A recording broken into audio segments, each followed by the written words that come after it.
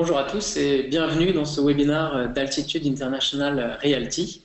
Et donc aujourd'hui, nous allons vous parler plutôt statistiques et données chiffrées, puisque nous allons vous parler de l'évolution, les nouvelles données disponibles pour le troisième trimestre 2017 sur les marchés immobiliers américains et canadiens. Je vais vous partager donc notre écran. On va se présenter bien évidemment rapidement, faire un point comme évoqué sur les deux marchés, et puis nous avons rajouté quelques slides sur la réforme fiscale française en cours, puisque comme vous le verrez, cela a un impact sur des investissements immobiliers à l'étranger. Alors, qui sommes-nous? Pour ceux qui ne nous connaissent pas, nous sommes spécialistes de l'investissement immobilier à l'étranger depuis 2011, avec une vraie expertise sur de nombreux marchés, plus d'une douzaine de villes en Amérique du Nord, et puis une expertise également au-delà de l'immobilier seul, une expertise qui concerne bien évidemment les aspects juridiques, fiscaux et de mise en conformité pour un projet immobilier à l'étranger. Aujourd'hui, nous proposons une gamme de produits très variés qui va de l'investissement locatif à des résidences secondaires, de la promotion immobilière. On a monté également quelques opérations de co-investissement pour certains clients. Et nous avons donc 3 bureaux, le principal à Paris où je me trouve actuellement, et 2 autres bureaux, l'un en Floride, l'autre à New York. Quelle est la valeur ajoutée d'Altitude Realty aujourd'hui? Pourquoi s'adresser à nous pour réaliser votre projet immobilier à l'étranger? 3 raisons principales. La première, c'est que nous avons une vraie vue d'ensemble des marchés. Comme je l'évoquais à l'instant, notre catalogue de produits est représentatif d'une douzaine de villes en Amérique du Nord. Donc on peut vraiment comparer, vous accompagner, vous conseiller lorsque vous ne savez pas, par exemple, s'il vaut mieux pour vous investir à Atlanta ou en Floride, ou entre le Canada et les États-Unis. Deuxième valeur ajoutée, c'est vraiment l'expertise, encore une fois, sur les sujets para-immobiliers, parce que c'est essentiel aujourd'hui de bien maîtriser le projet en amont. Est-ce que je vais monter une structure d'investissement pour mon projet? Quelle sera ma fiscalité? Comment est-ce que je serai certain d'être en conformité avec les autorités locales et françaises? Donc on est vraiment expert dans ce domaine-là. Et puis, troisième valeur ajoutée essentielle à nos yeux, c'est l'accompagnement dans la durée. Nous ne sommes pas juste là pour vous accompagner dans la phase de recherche et de transaction, mais on est encore là au-delà de l'acte de propriété, puisque on vous accompagne aussi 12 mois après chaque transaction. Alors, pour en venir au vif du sujet, on va commencer par les États-Unis et on va vous parler de l'évolution du marché donc à l'échelle du T3 2017. On va commencer par l'économie. Je pense que c'est une donnée qui est assez stable sur l'année 2017. On a une économie américaine qui est très dynamique, qui se porte bien. 2 statistiques essentielles pour asseoir ce propos. Le premier, c'est la croissance du PIB, plus 3% au troisième trimestre, des estimations sur l'année 2017 qui devraient se confirmer autour de 2,3, peut-être 2,5 selon d'autres sources. Et ça, c'est une statistique encore plus parlante, je pense, c'est le taux de chômage. Taux de chômage qui baisse encore. On est aujourd'hui autour de 4,3%. de taux de chômage, donc c'est quasiment un taux de chômage structurel et parmi les niveaux les plus bas qu'on a pu constater sur une moyenne historique au cours des dernières décennies aux États-Unis. Donc une économie dynamique qui se ressent aussi au-delà des chiffres, hein, peut-être une petite parenthèse, mais quand on est sur place, on le ressent vraiment aussi. Je pense que le moral des entreprises, le moral des ménages également est très, très positif à l'heure actuelle. Quand on plonge maintenant dans le marché immobilier et qu'on s'intéresse aux indices Et au niveau de prix à l'échelle nationale, eh bien, on constate que sur un an, entre l'automne 2016 et l'automne 2017, eh bien, les prix dans la plupart des grandes agglomérations américaines, comme on les a listés ici sur ce graphique, eh bien, ont progressé. Et cette progression, à l'échelle nationale, encore une fois, on l'estime autour de 6%, donc sur un an. Donc un marché très dynamique, hein, 6% par an, étant une statistique bien supérieure à d'autres pays dans le monde. Donc c'est là encore quelque chose de très positif. Quand on regarde la typologie des prix et des produits, on s'aperçoit que les prix médians ici, premièrement, sont assez proches entre maisons et appartements. Hein, on appelle ça des condominiums, des condos aux États-Unis. Deuxième analyse sur cette slide, c'est que à l'échelle nationale, toujours 20% des transactions sont payées comptant. Donc il y a une part, très souvent, ces transactions payées comptant sont des transactions réalisées par des étrangers. Donc là aussi, c'est une statistique à prendre en compte. Et donc un prix médian, je resitue, hein, on est aujourd'hui entre 230 000 $ pour un appartement et 246 247 000 $ pour une maison. On progresse chaque année. Aujourd'hui, en tout cas sur le rythme actuel, voilà, autour de 5% par exemple pour le prix d'acquisition d'une maison, le prix médian. Focus toujours plus précis sur la Floride. Aujourd'hui, en Floride, c'est très souvent la zone dont on parle en premier quand on réfléchit à un projet immobilier aux États-Unis. Eh bien, la Floride continue de se porter parfaitement. On constate toujours sur un an, entre automne 2016 et automne 2017, une hausse du prix médian de plus 7%. Donc, là aussi, une très belle progression. Et puis deux statistiques intéressantes pour comprendre un petit peu le marché immobilier américain. La première que je voudrais citer, c'est les 21,8 milliards de dollars qui correspond au volume de transactions sur la période. Et pour donner une comparaison, ce volume est en hausse, continue d'être en hausse trimestre après trimestre, année après année, de l'ordre de 1% là par rapport au trimestre précédent. Mais la conclusion, c'est que la Floride attire toujours autant les investisseurs américains, étrangers, puisque on est vraiment là sur des niveaux de transactions particulièrement élevés. Quand bien même on a, ça a été le cas malheureusement ces dernières semaines, des catastrophes naturelles qui arrivent. Heureusement à très faible fréquence ces dernières décennies. Et puis la deuxième statistique, à mon sens intéressante sur ce slide, ce sont les 52% de transactions qui sont réalisées comptant, en particulier sur des appartements. Et là aussi, ça donne confirmation que la Floride continue d'être entre guillemets, la zone privilégiée pour les investisseurs étrangers aux États-Unis, bien évidemment des investisseurs européens, mais également sud-américains, asiatiques, d'Australie également. On voit pas mal d'investisseurs australiens à l'heure actuelle, sud-africains également. Et c'est une statistique qui est grosso modo deux fois supérieure à ce qu'on constate à l'échelle nationale.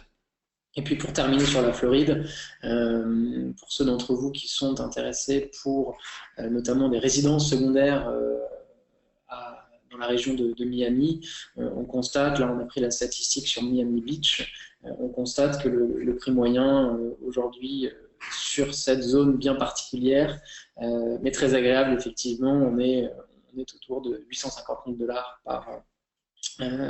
par transaction moyenne. Et les loyers sont maintenant proches de 2 000 $, toujours sur Miami Beach. On remonte un petit peu plus au nord maintenant pour parler de New York et de la région de New York. On continue à constaté une demande très forte sur New York, sur Manhattan, sur Brooklyn également. Alors, ce trimestre, on a constaté une légère baisse du prix moyen à Manhattan. Enfin, comme vous le voyez, le prix moyen à Manhattan reste au-dessus des 2 millions de dollars. Donc, effectivement, c'est un marché bien spécifique, réservé évidemment à certains investisseurs, mais ce qui est certain également, c'est que du fait de ces prix et de ces marchés extrêmement tendus à Manhattan, à Brooklyn, on est sur une valeur refuge pour beaucoup d'investisseurs. Placer ses fonds, son patrimoine dans l'immobilier à Manhattan, ça reste une opération très sécurisante parce que le marché continue d'augmenter sur les dernières années. On constate une augmentation continue. Après, trimestre par trimestre, il peut y avoir des petites baisses, mais par exemple, sur le trimestre précédent, en début d'année 2017, on avait eu une augmentation de plus de 2% du prix moyen.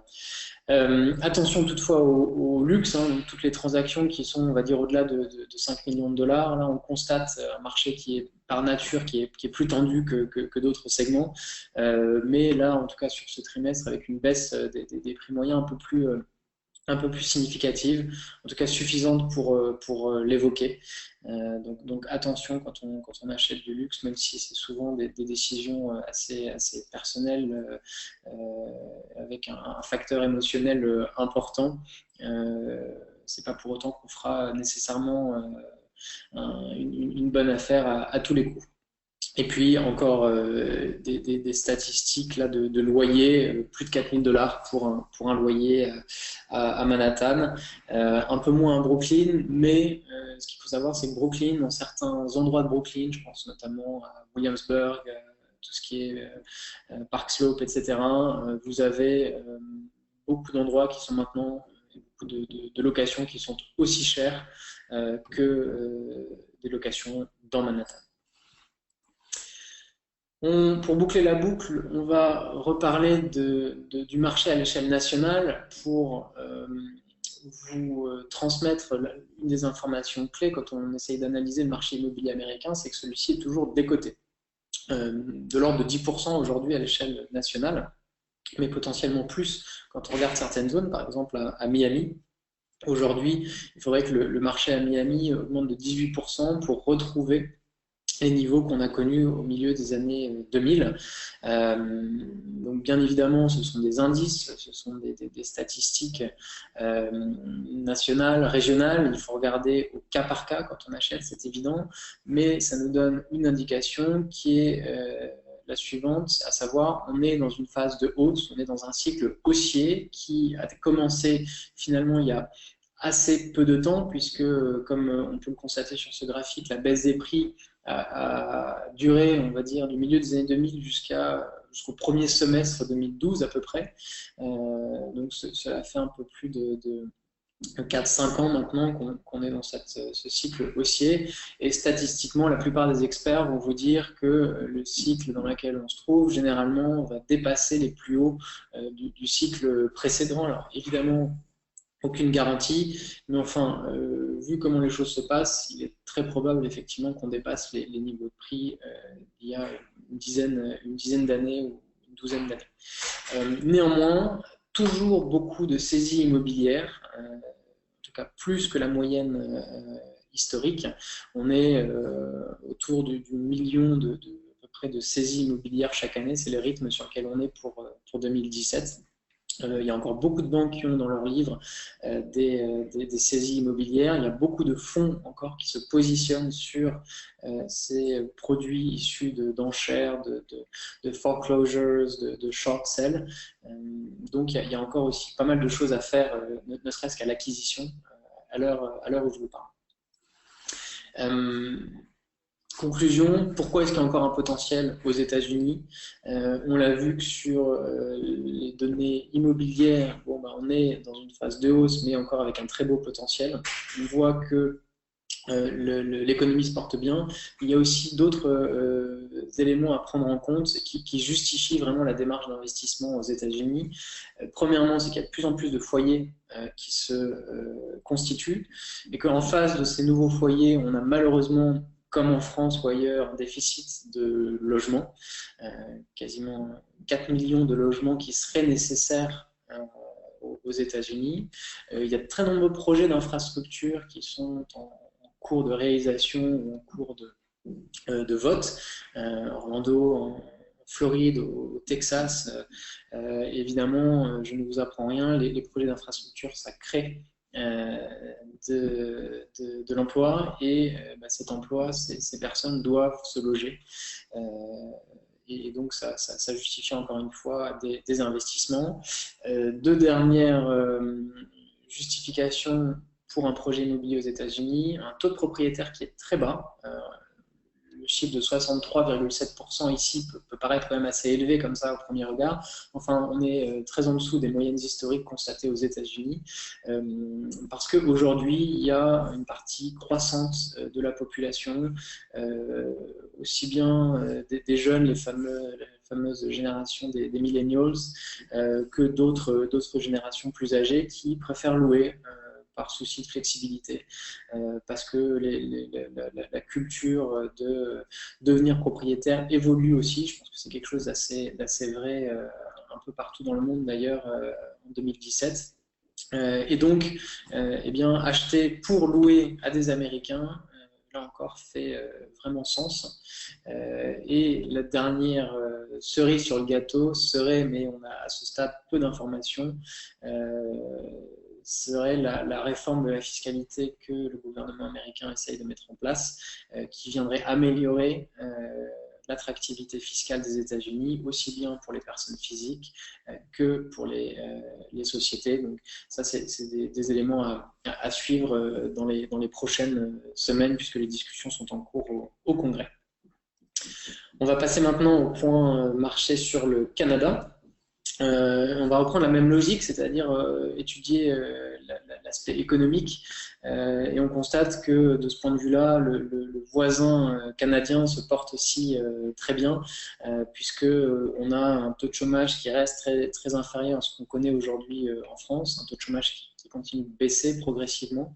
On a une prévision de croissance qui est tout à fait satisfaisante, à plus de 2% sur l'année 2017, a priori prévision qui devrait être maintenue. Et puis on a, je n'en ai pas parlé sur les États-Unis, mais on a un effet change très intéressant aussi sur les États-Unis. Un dollar américain, un euro pardon, vaut aujourd'hui entre 1,16 et 1,18 dollars américains. Et sur le Canada, cet effet change est encore plus présent, puisque pour 1 euro, on a aujourd'hui environ 1,47 $. Donc il y a un vrai pouvoir d'achat supplémentaire à aller chercher quand on investit des euros sur le marché immobilier canadien. À l'échelle nationale, le marché continue sa progression, que ce soit sur le nombre des ventes, en hausse de plus de 2% en septembre 2017, que ce soit sur les prix, plus de 10%, avec je dirais une nuance à apporter, en tout cas une compréhension à avoir sur le marché canadien à l'échelle nationale, c'est qu'il y a une vraie différence, on va le voir dans la slide suivante, entre le Canada anglophone et le Canada francophone, le Québec, parce que notamment les prix à l'échelle nationale sont particulièrement tirés à la hausse par le Grand Vancouver et le Grand Toronto. Et c'est ce qu'on voit dans cette slide, où il y a quelque part un marché à deux vitesses, où Toronto et Vancouver aujourd'hui attirent et ont attiré ces dernières années énormément d'investisseurs canadiens mais aussi étrangers, et aujourd'hui ont des niveaux de prix extrêmement élevés, plus d'1 million de dollars le prix moyen à Vancouver en septembre 2017. Le prix moyen a augmenté de plus de 100 000 dollars sur un an, et on s'aperçoit que du coup les prix côté Canada anglophone sont 2 à 3 fois plus chers que sur le Québec et sur des villes comme la ville de Québec ou Montréal. Alors Toronto, ça se justifie parce que c'est la capitale économique, mais ce qui ne se justifie pas forcément, c'est le niveau notamment de Montréal, qui reste une très grande agglomération, très séduisante, qui reçoit régulièrement des prix pour la qualité de vie que la ville offre. Et donc on pense, nous, chez Altitude, qu'il y aura progressivement un rattrapage des prix de l'immobilier de Montréal et très certainement aussi de Québec pour, en tout cas, peut-être pas venir au niveau de Toronto ou Vancouver, mais en tout cas se rapprocher de la moyenne nationale qui est aujourd'hui pas très loin de 500 000 dollars canadiens, alors qu'on est à Montréal plutôt autour de 320 330 000 dollars et 265 pour la ville de Québec. Focus sur Montréal, je viens de l'évoquer à l'instant, un prix moyen qui est autour de 330 000 dollars canadiens, des prix qui augmentent plus de 5% sur un an. Un marché qui est un peu tendu, là on voit moins 7% de nouveaux biens à vendre. Alors ça s'explique aussi par la saisonnalité. Évidemment, à l'automne ou en hiver, il y a moins de biens qui sont mis en vente qu'au printemps. Donc, c'est essentiellement l'explication de cette statistique. Et on a, quand bien même les Québécois s'en émeuvent assez régulièrement, on a finalement assez peu de ventes à des étrangers, bien moins qu'à Vancouver notamment. Les statistiques disponibles évoquent entre 1 et 1,5% de propriétaires étrangers. Et donc là encore, l'analyse, c'est de dire il n'y a pas de raison qu'une ville comme Montréal n'attire pas autant d'investisseurs parce qu'il y a les infrastructures, l'économie se porte bien et même se développe, la qualité de vie, on en a parlé, et donc on pense vraiment qu'il y aura un rattrapage progressif. Et d'ailleurs, on voit ces dernières semaines, ces derniers mois, de plus en plus d'articles sur notamment la présence d'investisseurs chinois de plus en plus évidente dans la région de Montréal. Donc, je pense que le timing est bon aujourd'hui pour rentrer dans ce marché en attendant une hausse, une capitalisation des valeurs dans les prochaines années. Sur Québec, hein, c'est une agglomération qu'on connaît un peu moins, souvent nous en tant que Français, mais c'est une agglomération assez séduisante, une grosse agglomération, plus de 800 000 habitants, avec un taux de chômage très bas. Il y a beaucoup d'emplois, notamment publics, dans la ville de Québec. Et deux choses à retenir sur la ville de Québec donc au troisième trimestre 2017, c'est que le prix moyen stagne, en tout cas là entre l'automne 2016 et l'automne 2017. Maintenant, historiquement, c'est un marché qui augmente entre 2 et 4% par an en moyenne. Donc ça, c'est la première information. Et la deuxième information, j'en ai pas parlé sur Montréal, mais le loyer moyen à Québec, on le voit ici, est autour de 800 dollars.